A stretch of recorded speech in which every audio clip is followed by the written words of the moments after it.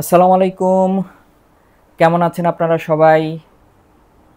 আজকে আপনাদেরকে ক্যান্সারের প্রকারভেদ নিয়ে কিছুটা আলোচনা করব।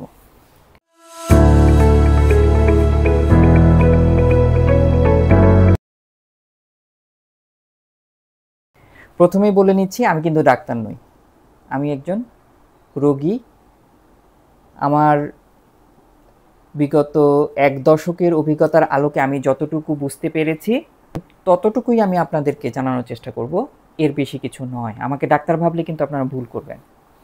ক্যান্সার কি এটা আমি আগের পর্বে আপনাদেরকে জানিয়েছি। যদি ইন্টারেস্ট ফিল করেন দেখে নিতে পারেন। এখন আমি আজকে চেষ্টা করব ক্যান্সারের প্রকারভেদ নিয়ে আলোচনা করার জন্য। ক্যান্সার বিভিন্ন পার্টসে হতে পারে। যখন জানতে পারেন যে ওই পরিবারটা একজন ক্যান্সার পেশেন্ট আছে, তখন ওই পরিবারের কাছে ছুটে যান একটু তথ্য নেওয়ার জন্য। কিন্তু দেখা যাচ্ছে আপনার হয়েছে ব্লাড ক্যান্সার আর তার ছিল ব্রেস্ট ক্যান্সার। এখন আপনি যদি তার অভিজ্ঞতাটা শেয়ার করেন, আপনি নেন, কিছুটা হয়তো কাজে লাগবে, কিন্তু 100% কাজে লাগবে না।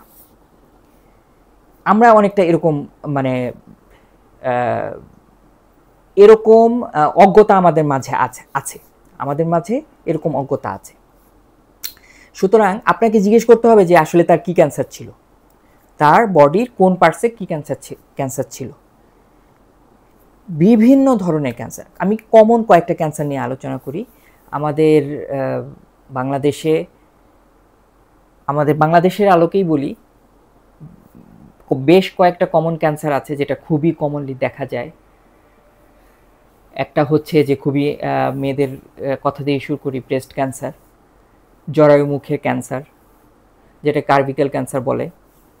এরপরে আছে আপনার blood cancer, lung cancer, liver cancer, pancreatic cancer. ছেলেদের সবচেয়ে বেশি হয় ত্বকের ক্যান্সার, স্কিন ক্যান্সার যেটাকে বলে, প্রোস্টেট ক্যান্সার, ব্রেইন ক্যান্সার, অনেকে আমরা শুনি ইদানিং বোন ক্যান্সার।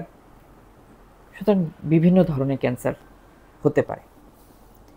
তো ক্যান্সারের ধরন যেটাই হোক না কেন, ওই আলটিমেটলি এটা যদি শুরুতে যদি ডিটেক্ট করা যায় তাহলেই কিন্তু রোগটাকে আপনি পুরোপুরি নির্মূল করার একটা সুযোগ পেয়ে যেতে পারেন। কিন্তু যদি এটাকে চিকিৎসা ছাড়া রেখে দেওয়া হয়, আলটিমেটলি এটা ওই প্রাইমারি যে জায়গাটায় আপনার ক্যান্সার আছে সেখান থেকে ছড়িয়ে বডির অন্যান্য অংশে যাওয়া শুরু করবে। যাওয়ার জন্য বেশ কতগুলো ওয়ে আছে। রক্তের মাধ্যমে ছড়াতে পারে, আমাদের লসিকাতন্ত্রের মাধ্যমে ছড়াতে পারে, রক্ত রসের মাধ্যমে ছড়াতে পারে। এ ধরনের একটা পোস্ট আমি আমার পেজের সাথে সংযুক্ত আছে, দেখতে পারেন যে কীভাবে ক্যান্সার শরীর একটা প্রাইমারি সাইট থেকে বিভিন্ন জায়গায় ছড়িয়ে যায়। আমি আর এটা বিশেষ ব্যাখ্যা করছি না। তো যখন ছড়াতে থাকে, আমাদের রোগ প্রতিরোধ করার যে অর্গানগুলো, দেখো না কি বলতেছে, যেটা বলছিলাম, এই রোগটা যদি চিকিৎসা ছাড়া অবস্থায় থাকে তাহলে দেখা যাচ্ছে যে তার যে প্রাইমারি সাইট সেটা থেকে সে বডির অন্যান্য অংশে ছড়াতে থাকবে। ছড়াতে ছড়াতে ছড়াতে ছড়াতে ছড়াতে ছড়াতে এটা আলটিমেটলি কয়েকটা জায়গায় গিয়ে তার পরিসমাপ্তি হবে। এইগুলোর মেইন জায়গা তিনটা হচ্ছে, একটা হচ্ছে লিভার, একটা হচ্ছে লাং, আরেকটা হচ্ছে আপনার বোন। লিভার হচ্ছে যকৃৎ বা আমরা যেটাই খাস বাংলা ভাষায় বলি কলিজা। লাং ফুসফুস, যেটা দিয়ে আমরা শ্বাস প্রশ্বাস নিয়ে থাকি। আর বোন হচ্ছে আমাদের হাড় বা বাংলা ভাষায়, খাঁটি বাংলা ভাষায় হাড্ডি। হাড়ের ভেতরে যখন চলে যায়, এগুলো হচ্ছে একদম লাস্ট অবস্থা। কেন যায় এটার অনেক বৈজ্ঞানিক ব্যাখ্যা আছে, এটা আমাদের যাওয়ার দরকার নাই। কারণ এটাই হচ্ছে আমাদের বডির যে, আমাদের শরীরের যে রোগ প্রতিরোধ ক্ষমতা, সেই রোগ প্রতিরোধ ক্ষমতা যেখান থেকে তৈরি হয় সেখানে গিয়ে শেষ পর্যন্ত সে অ্যাটাক করে এবং একটা সময় আমাদের বডিটাকে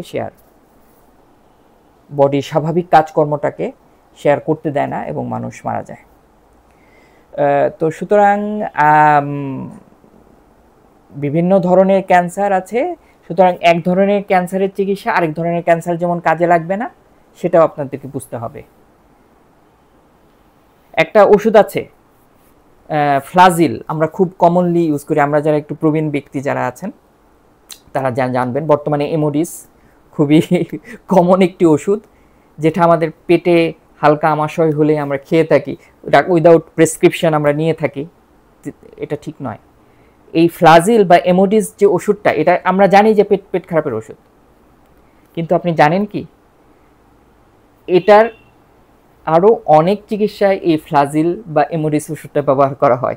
ডাক্তার যদি আপনাকে কোনো একটা কারণে এই ফ্লাজিলটা দেয়, আপনি যদি মনে করেন আপনার পেট খারাপ, পেটে কোনো রোগ নেই, কেন আমাকে এমোডিস দিল, অবাক হয়ে যাবেন। কিন্তু ডাক্তার জানেন কেন আপনাকে সেই এমোডিসটা কেন দিয়েছেন। তো সুতরাং আমার এই পর্বের এই একটাই উদ্দেশ্য ছিল, সেটা হচ্ছে যে এক একজনের এক এক ক্যান্সার হতে পারে, এক ক্যান্সারের সাথে আরেক ক্যান্সারের তুলনা করবেন না। আবার সিম্পল যদি ব্লাড ক্যান্সারের কথা ধরি আমরা, ব্লাড ক্যান্সারের মধ্যে বিভিন্ন ধরনের ব্লাড ক্যান্সার হতে পারে, যেমন লিউকেমিয়া, সার্কোমা, মায়োলিমা, বিভিন্ন ধরনের। এই যে আমি 3টা মেজর টাইপ কিন্তু বলে ফেললাম। তো সুতরাং এক একটার কিন্তু এক এক ধরনের চিকিৎসা, সুতরাং সাবধান। যদি কারো এরকম হয়ে থাকে, আপনারা সঠিক পরামর্শটা সঠিক ক্যান্সার রোগী বা তার পরিবারের কাছ থেকে নেবেন। তো ঠিক আছে, আজকে আর বেশি সময় নেব না। আগামী পর্বে চেষ্টা থাকবে বিভিন্ন প্রকার ক্যান্সার চিকিৎসা পদ্ধতি নিয়ে আলোচনা করার জন্য। সেই পর্যন্ত ভালো থাকবেন। ধন্যবাদ। আসসালামু আলাইকুম।